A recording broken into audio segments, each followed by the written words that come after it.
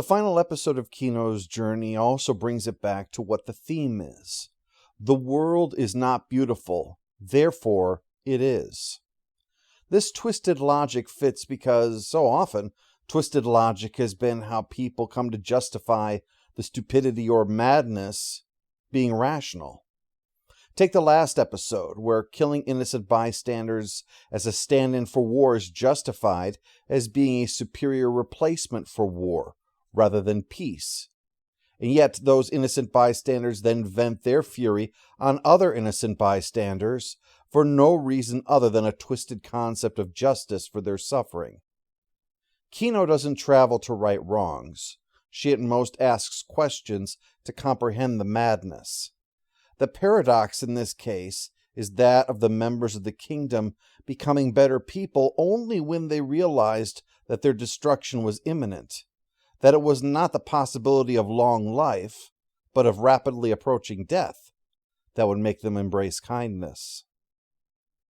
Kino's seemingly contradictory philosophy finds the beauty in all of this, the same way that beauty exists in the sadness of the song Hallelujah, or the ending of All Quiet on the Western Front. Lily's last name is Sakura, meaning cherry blossoms, which is tied in with this idea of sad beauty.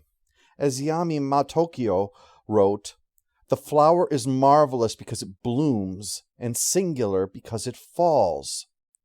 It has been asserted that the essence of Japanese culture is a concept called Mono no Aware, literally meaning pathos of things, but something much larger than that.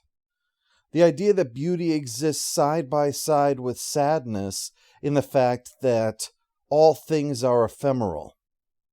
I told a story on the show about 10 years ago of my father being asked, "Why are you doing this when it's going to be forgotten tomorrow?" And he answered, "I'm not doing it for tomorrow. I'm doing it for today." This is somewhat this idea. The blooming of the cherry blossom is a moment of beauty, that for now they bloom, and in time they will fall like snowflakes. But there is the bittersweet twinge in that fall, that ending, this idea that there is pleasure in the sadness of the ephemeral.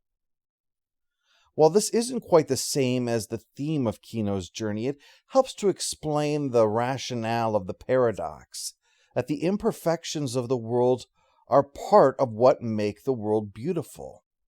Because one thing we have seen throughout the journey, in places that seem beautiful and perfect, that there is an ugliness to be found underneath. The place that Kino comes from is a fine example of that. It seemed so beautiful at first, but that beauty covered up an ugliness so subtle, no one even realized it was there. There's not some grand conspiracy that uses the beauty as a cover.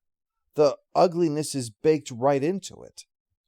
This is an example that we see of attempting to force beauty upon the world, to find an ending to suffering, in that case, the suffering having to do a job that you didn't want to do. And yet, this winds up creating something ugly instead, stripping violent thoughts from criminals, reducing the body count of war. Attempts to deny the nature of something create something ugly, or even uglier, in its place. This artificial attempt to create beauty actually undermines the beauty that actually was there. When we accept that the world is not a place of beauty, we can then finally allow ourselves to see the beauty that is there.